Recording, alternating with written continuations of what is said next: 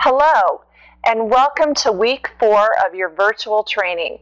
I want to encourage you to hang in there. I know it's getting harder, but you're going to start seeing some amazing results as we continue through weeks 4 and 5 of your virtual training.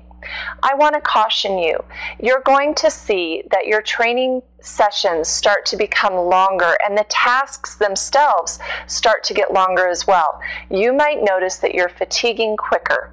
Please make sure that you're always exercising safety, and please make sure also that you're messaging your consultant so that he or she can modify your training as needed. If you don't feel strong enough to stand or to sit for the entire training, you can always break it up, but it's best for you to do the complete training throughout the same day, and it's actually best for you to do it all at once.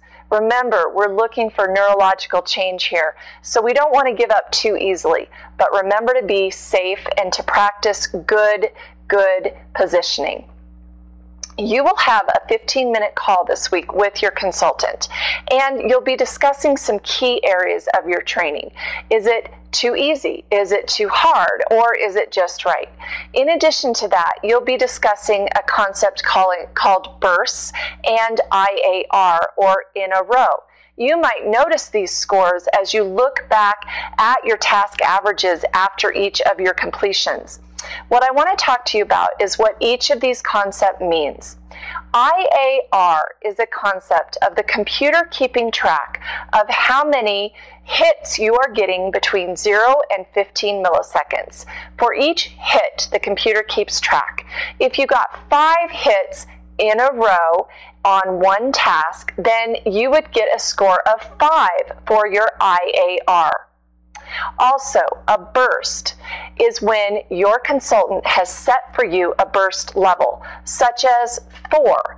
If your burst level is set at 4, and you can see it on the screen, if your burst level is set at 4, then the computer keeps track of every set of 4 that you get that are hits within the 0 to 15 millisecond range.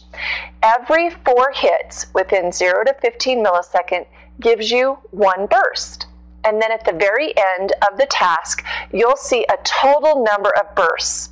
This will help you when you go back and look at your scores.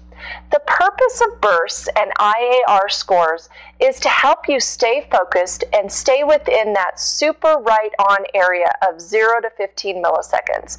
I know it's hard, it's difficult to do, but we really want to help your brain stay focused and improve its concentration. This is one way of doing it with this equipment from the IM Home.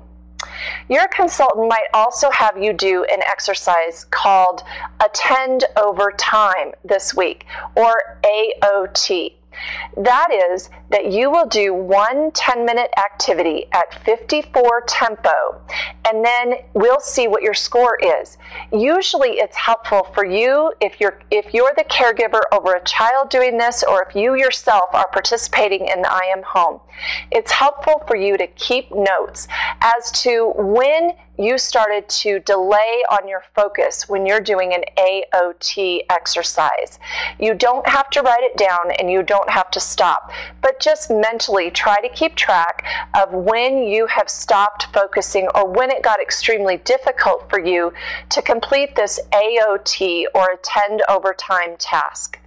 When you're done with your AOT, please be sure to take notes and message your consultant so that they know.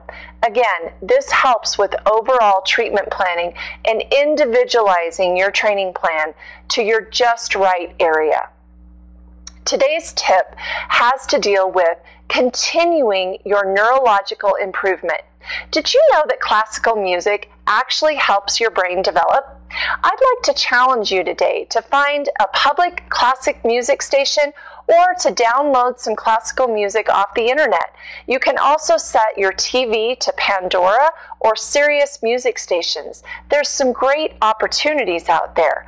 I'd like to challenge you to listen to classical music for about 30 minutes a day, either before or after you do your IM Home training.